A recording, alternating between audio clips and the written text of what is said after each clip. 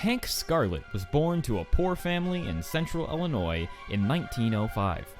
Even from a young age, Hank was driven to explore despite the fact his early life was filled with tragedy. His mother left his family before he was born, and his father was killed in the Great War when Hank was just 13.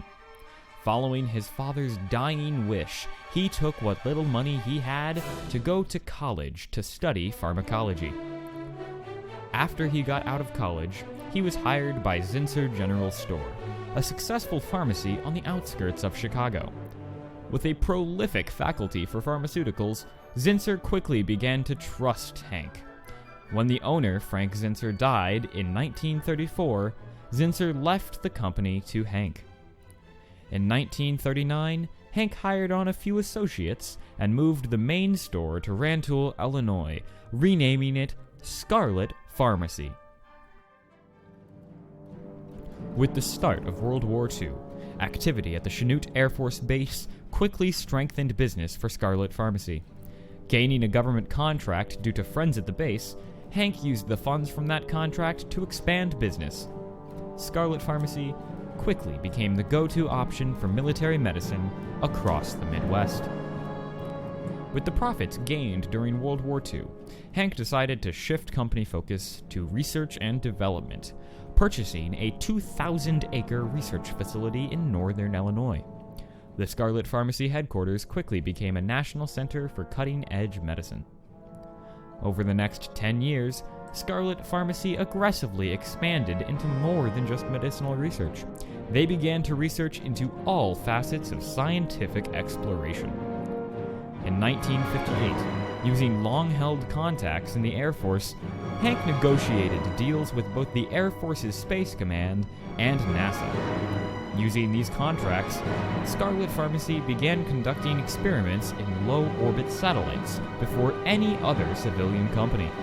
After the apparent success of these experiments, Hank changed the company name to Xenogen, with little public explanation. In early 1972, Xenogen's low-orbit satellites began to fall under scrutiny when strange reports of bright flashes emanating from them began to flood in newsrooms across the country. An amateur astronomer photographed odd shapes approaching these low-Earth satellites, fueling the discussion. Though these rumors were never treated seriously, being dismissed as speculation and conspiracy, public trust in Xenogen fell significantly in the early 1980s. Government trust, however, did not fall, and military contracts between Xenogen and the U.S. government remained steady. Hank Scarlett began to suffer from a strange illness thought to be radiation poisoning beginning in 1982.